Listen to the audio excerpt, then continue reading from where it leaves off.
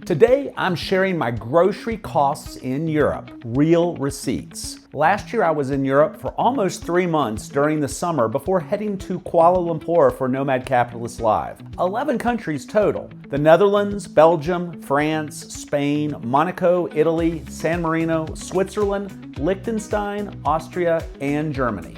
I'll also be giving you a glimpse of what groceries cost in Switzerland, which will shock you. Last week I did a video that had all of my Airbnb and Booking.com costs for that trip.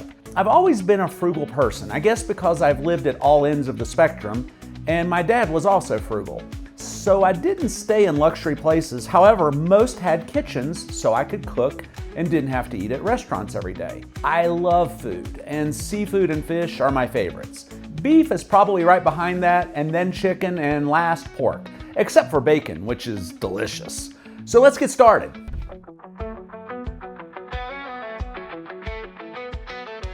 In the US, you have a couple of low-cost grocery stores, Aldi and Lidl to be exact. Many Americans don't realize that those are German grocery chains. However, those two grocery stores in Europe are everywhere, and they have better quality products and lower prices in Europe than their US counterparts. You also have other low-cost grocery stores all over Europe, such as Netto, Penny, Eurospin, Carrefour, Dia, Mercadona, Alcampo, Consum, and so on. So you would think Paris is really expensive, right? It can be if you are new to traveling and nomading. This is my receipt from a Lidl in Vitry-sur-Seine, a suburb of Paris. My Airbnb was in Alfortville, just across the Seine River. My nightly stay was $69.15 in peak season July because I stayed just outside the main part of Paris. I had a car as well, but there was a metro station just a short walk away.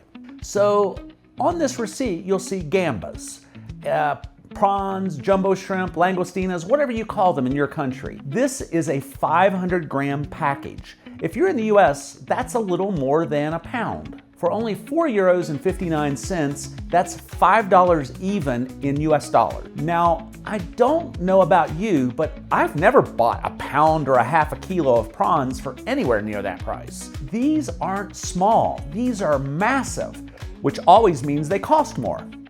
And this package of 2 salmon fillets for €4.19 or $4.57. Again, not possible in the US.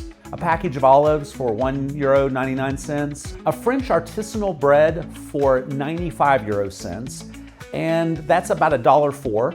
This isn't a baguette. Those are only 50 cents throughout most of Europe. This is the round style artisanal bread that you typically find in US grocery stores in the bakery section for $4 to $5. Then a Chèvre cheese for €1.42. That's basically $1.55.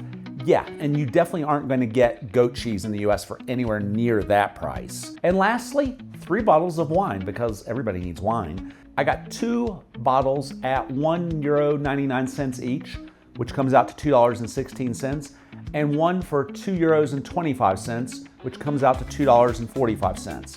Yeah, remember the days of $2 Chuck? Yeah, that's a $4.50 bottle in Trader Joe's now, which is about the cheapest you'll find wine in the US. In Lidl, Aldi, and other grocery stores throughout Europe, they'll have a vast selection in the €2 to €3.50 range, and most of them are excellent. But the total cost for this receipt is €19.58 or $21.34. Also, if you're American, you're used to taking a bunch of things to a cash register, whether it is a grocery store, clothing store, electronics, any kind of store. And depending on the state you live in, they charge a tax on top of the price you see. That's not the case in most of the world. The price you see is the price you pay. Yes, there are taxes, but they're already included in the price. And if you ask me, that's my preference. That's how it is in Europe and also in Colombia. I diet a couple of times a year to keep my weight off. But I arrived in Europe about 20 pounds, almost 10 kilos heavier than I should be. And I'm still working on that right now. But this is the most I've weighed in 20 years or more. Now, I had this great idea to do what I was going to call the Lidl diet. Hi, I'm Matt Griffith, and I'm going to do something new. I'm going to do the Lidl got to come from Lidl. It's got to be low calorie. And Lidl has a lot of great options. So I figured they're all over Europe. This is a great way for me to lose 10 kilos.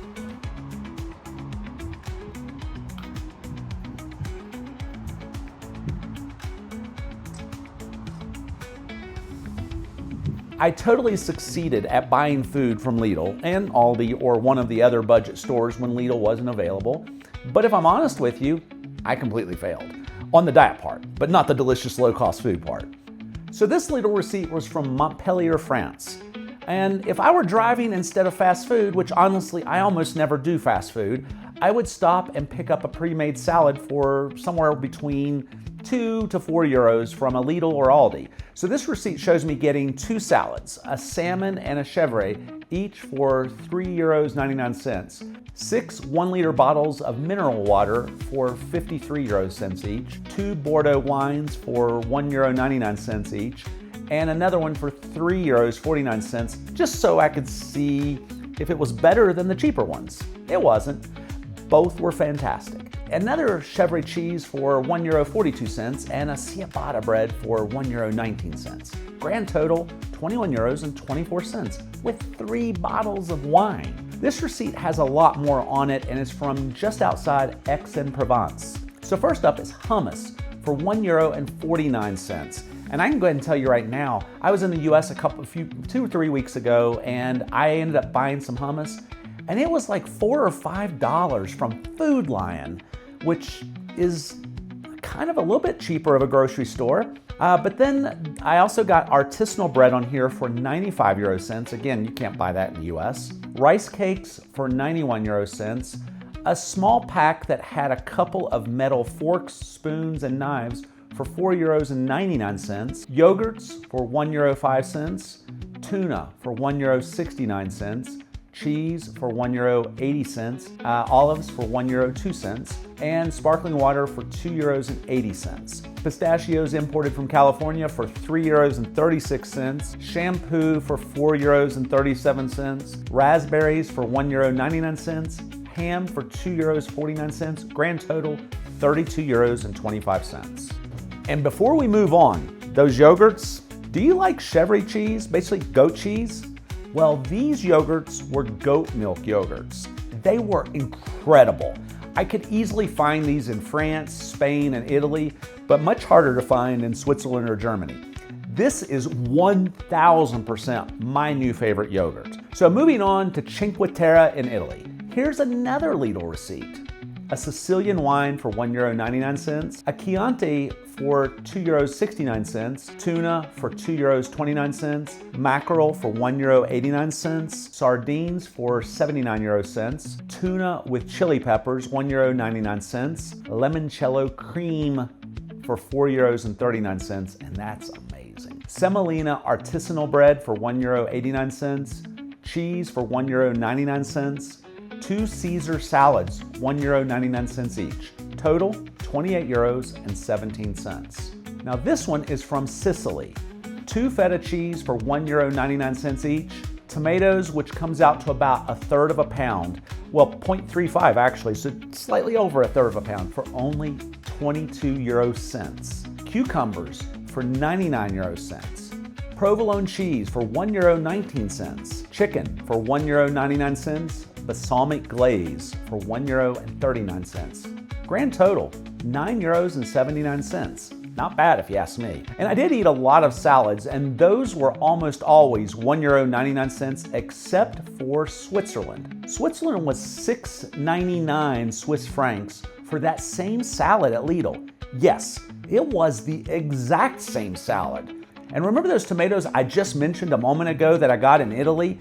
That basically came out to €1.39 per kilo or 63 cents per pound. Well, yeah, tomatoes are triple that in Switzerland. Wine too. Everything is more expensive in Switzerland. Now, Switzerland is definitely one of the most beautiful places on earth. Actually, probably the most beautiful. When I think of the word nature, I think of Switzerland. When I think of unaffordable, I also think of Switzerland. Now, I do live in Switzerland part of the year, but it's a smaller part of the year.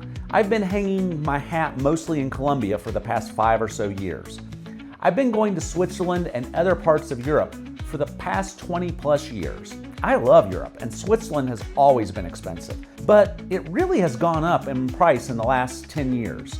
And I had to visit the Malaysia embassy in Bern, and they needed some time to do some work, so I was a little hungry and wanted lunch rather than breakfast, and it was around 11 a.m., so McDonald's was the closest thing, and I figured, what the heck?